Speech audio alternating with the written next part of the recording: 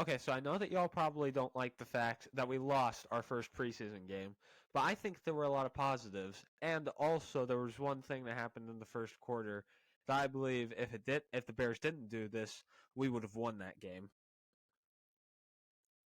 I'm not drinking coffee or even what I drank last week. What's good, y'all? Welcome back to the Titans Rundown. I am your host, Micah McCamey, and today we've got a lot to get into as I have a full-on note sheet about what happened in yesterday's preseason game. At the time of me recording this, at least, I'm recording this on a Sunday. We were gonna get into that, but we're also gonna talk about what to look out for in Week 2 for the Minnesota Vikings. Anyway, let's get right on into this episode, starting out with the section that you either love or you hate. It's the section where I spend 2 or 3 minutes on something that's not Titans related. It could be NFL related. It could be college football related. It could even just be about a funny story from my personal life. So let's talk about something that I'm probably going to talk about more often in this section when football season's on. Today, I'm going to be talking about fantasy football. I had my draft last night, again, at the time of recording this on a Sunday, but I had my fantasy football draft last night, and oh man, I feel like that I absolutely crushed my fantasy football draft. Let me show y'all what happened. Just give me 1 second to just pull it up. Okay, so my fantasy football team's name is Kelly over Downing because, well, actually, I can't spoil why I named it that. We'll get into that later. So, at quarterback, I have Deshaun Watson. Now, yes, I know people are probably thinking, where are your morals, Micah? I don't care about morals for fantasy football, at least. Come on now. If Deshaun Watson plays good this year, I'm going to look like an absolute genius for picking him up. And I think that I have pretty good insurance at my backup QB if he ends up completely flopping. My running back one is Nick Chubb. I went pretty Browns heavy with this draft. But, dude, he is really good, obviously, but I got him in the third, and I don't know how. I feel like that I should have not been able to get him in the second. Or wait, did I? Yeah, I got him in the third. I don't know how, but anyway, let's talk about the rest of the positions. At my running back two, I had Aaron Jones, who I believe is a very good uh, running back, and it was between him and Jahmyr Gibbs. I went with him because he's proven, and they both have split snaps. So either way, some of their production was going to get taken away. So anyway, my wide receiver one is Cooper Kupp, and I kept that a complete secret leading up to draft night because I was so scared that one of my friends was going to swoop in and get him because he's always good whenever he is on the field, at least. And I still think that he'll be able to make it to week one, at least to me. But anyway, my other wide receiver, I believe, is it Diggs? Yeah, it's Diggs. And I feel really proud about that I was able to get Diggs and Cooper Kupp in the same draft. I find that kind of wild. My Let me see this. My flex is Amon-Ra St. Brown, who is going to be very valuable for me, at least, because he always plays very solid whenever he is the number one option. And now he doesn't have Jameson Williams to compete for targets for because money. But anyway, my tight end is Evan Ingram because I think that he's more of a receiving threat and he won't be required to block as much. My defense is the Tennessee Titans. Okay. And that's an obvious one. I love my Titans. The Titans have a good defense, so why not go ahead and pick those guys? And my kicker is Cade York, not because he is an amazing kicker, but because whenever Deshaun Watson is having an off week, I can count on the fact that maybe Cade York making some field goals if they have points on the board at least. So yeah, that's just how I feel about that. Was just an interesting strategy that I was introduced to earlier on. Let me take a look at the backups. One of my backups was Calvin Ridley. That pained me because here's the thing: he was my backup plan. I was planning to pick D Hop with that pick, and I was so mad at that person that ended up picking him because it was like 2 picks. I was 2 picks away. Yo, oh man, it made me. It was just so unfortunate and upsetting. But yeah, I'll go with the gambler. It's fine. Anyway, um, my next person is Brian Robinson Jr. Now, I know that he's projected to get a little bit of a decline, but there are rumors that Antonio Gibson is going to be moving in to a more of a receiver area, and he's not going to be taking running back snaps away from Brian Robinson. So I think that could work out pretty well for me. I also have Traylon Burks for obvious reasons. I've been his hype man for a while. And also, I know that says Tua right there, but I actually cut to him and picked up Bryce Young because someone else cut Bryce Young for no reason. I'm very grateful for that. I'm going to speed through these last few. George Pickens, obvious breakout candidate. Cole Kmet because I felt like it. And Samaje Perine was my last pick, just a depth piece. So anyway, yeah, that's my fantasy football draft. If y'all want to, go down to the comment section below and just tell me how you think I did on a scale from 1 to 10. 1 being the worst, 10 being the best. Okay, so if you've made it through this far, this one went a little over. Okay, I'm not gonna lie because I feel very passionate about fantasy football, but if you did actually watch that entire section, thank you so much. And if you didn't, well, let's get into the content. So, week 1. Or preseason week 1, we played the Bears. Okay, now first thing that I noticed was the O-line played for the first possession. Now, they were obviously going to look a little better than they actually are because they're playing against second and third stringers. But I liked what I saw. I thought that Skronsky looked good and all those other guys looked good. But we got to see them, do it in like a joint practice or something whenever the starters are actually playing. Okay, and I also noticed that I feel like that we get plays off a little bit faster. Like it's a faster overall offense to me at least, which is something that I really like. I really like that we have a faster offense because whenever we did use tempo to our advantage last year, we were able to score. And I don't know why Downing didn't use tempo to his advantage. I got to calm down before I, go on too big of a rant about Downing, because, man, I could create a whole episode off of this towards why I hate Downing. But anyway, so also, the first drive for Malik, got to give him his props. It was very good. We had a big completion to Chris Moore. Tajay Spears was absolutely amazing. And obviously, Malik punched it in and finished the job. So yeah, I really liked that first drive for Malik. Okay. Also, people are going to talk about that touchdown that DJ Moore scored. I don't care about the touchdown because we had like our second and third stringers in at defensive backs. So I really did not care about that. And, I feel like that if we would have had our first string defense in, that screenplay would have not gone as far as it actually did. That's just my opinion, at least. It may have. Who knows? But anyway, yeah, I did not care about those first 2 touchdowns because they were against our second and third string defense, which is not as good as our first string defense. But that does make me a little bit worried about defensive back depth. Don't get me wrong. Okay, so yeah, I think Tajay looked the best on kick returns, at least in my opinion. And that's about all I have to say about that. Because there wasn't that much else to say about it. Okay, so Will Levis started out with a 3 and out. That did not give me as much confidence as I had in him going into this game. One of his passes was nearly intercepted. Okay, but he also did have a pretty nice pass on that one. So, anyway, moving on.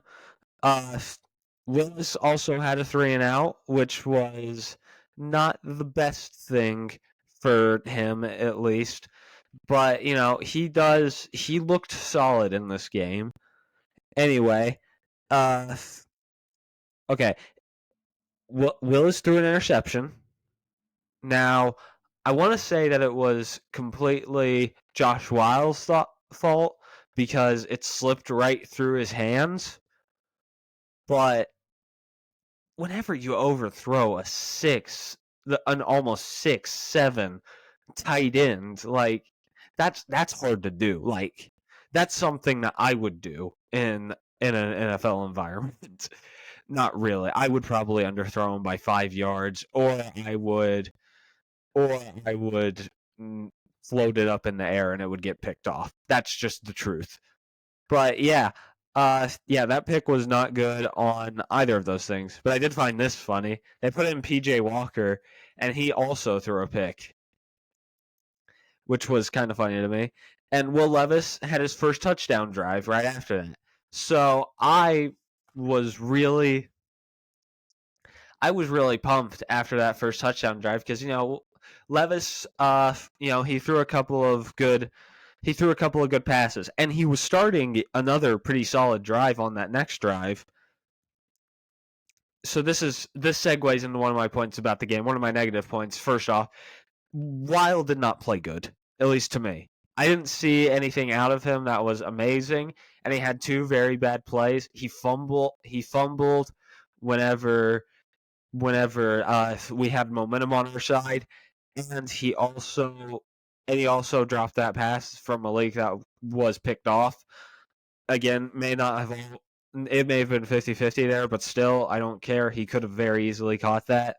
So, to me, I don't know what Weil was doing. We need to develop him a little bit more.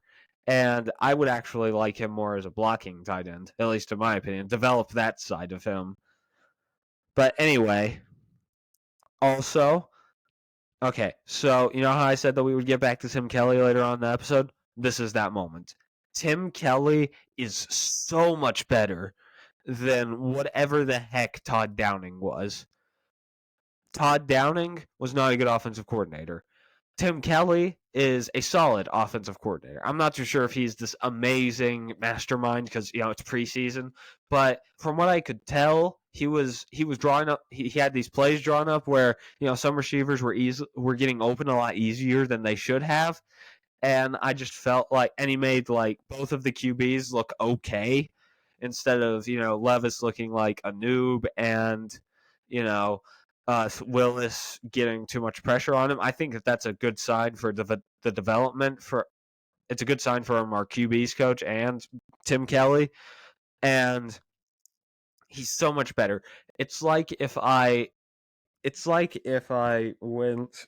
I'm not too sure what I don't have a good analogy for that, for the specific of Tim Kelly versus Downing type of thing.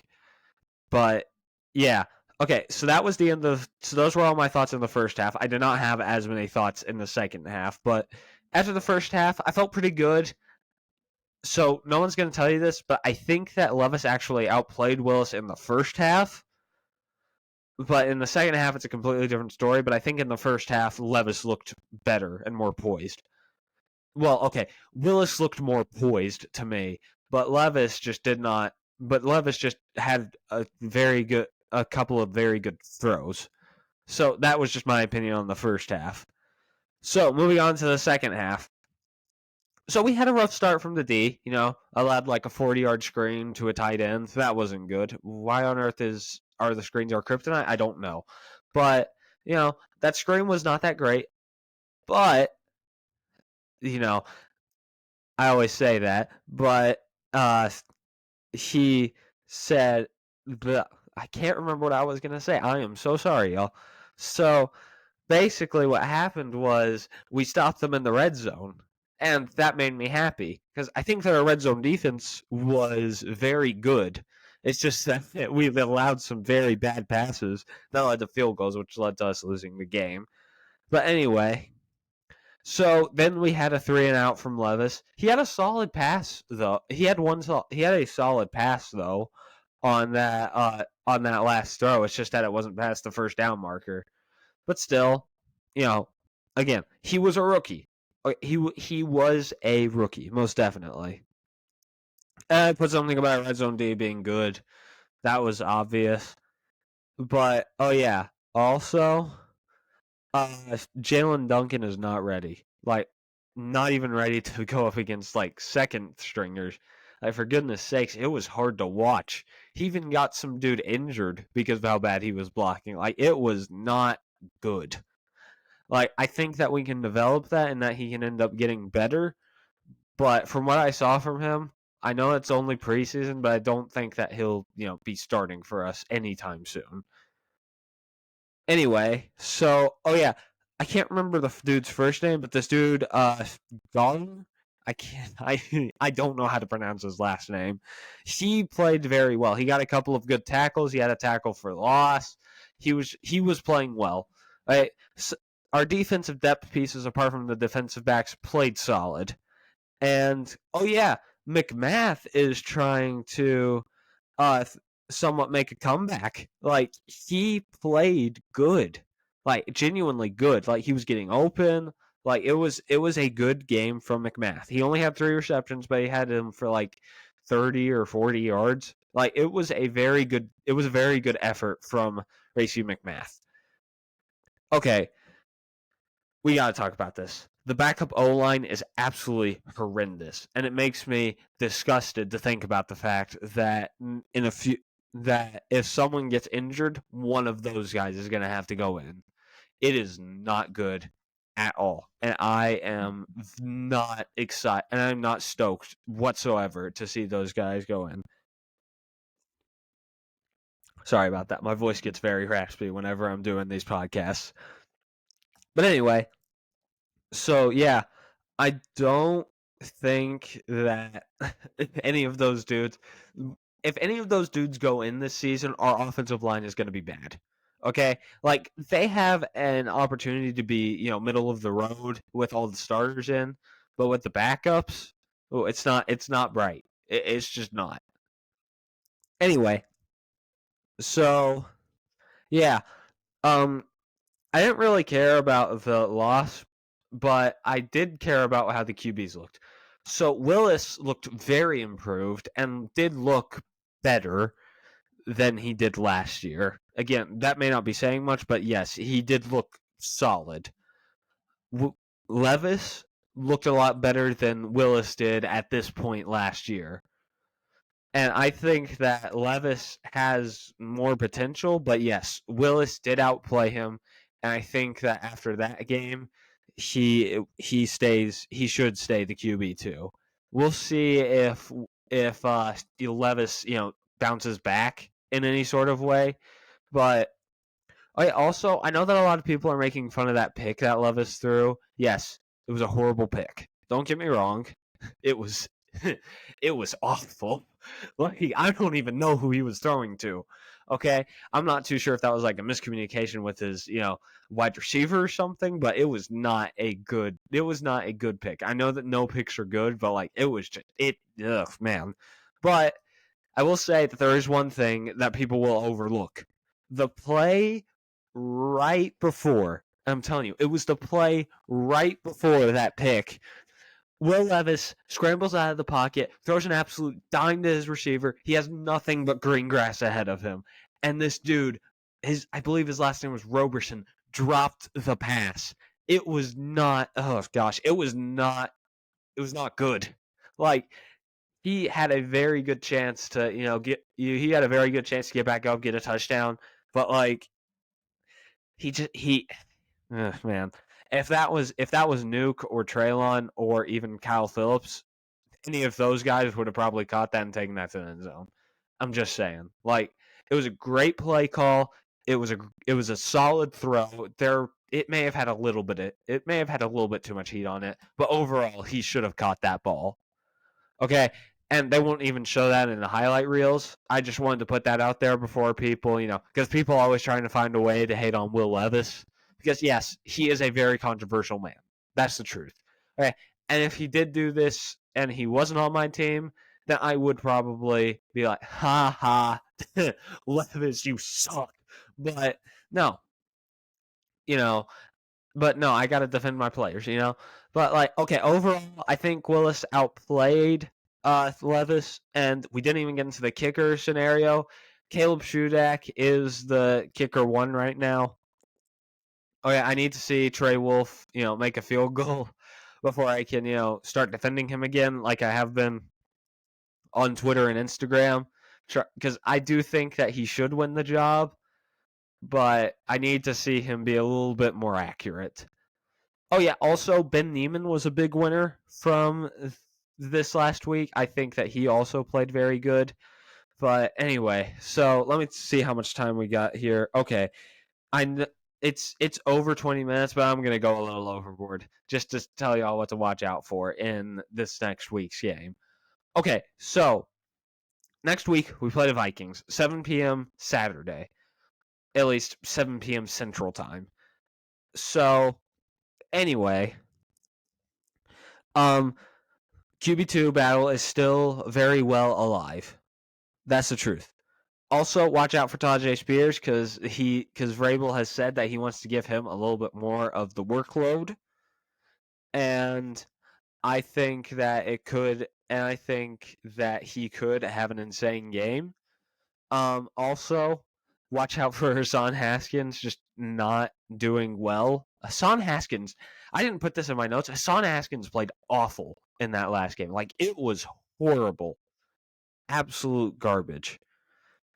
Julius Chestnut outplayed him, and I think that he deserves the running back 3 or 4 spot after that. I just don't think Hassan Haskins played well. But anyway, so yeah, you got to look out for that. You got to see if our defensive backs have improved or not. And that's about all that I've got for that. Okay, so I think that's going to wrap up today's episode. And yes, I know that, I've been going a little overtime on these last few, but it's because I have so much to say about these games. Because, I take notes. So, like, I have a lot to say about this stuff. So, anyway, that's going to do it for me. This has been a rundown of the Tennessee Titans.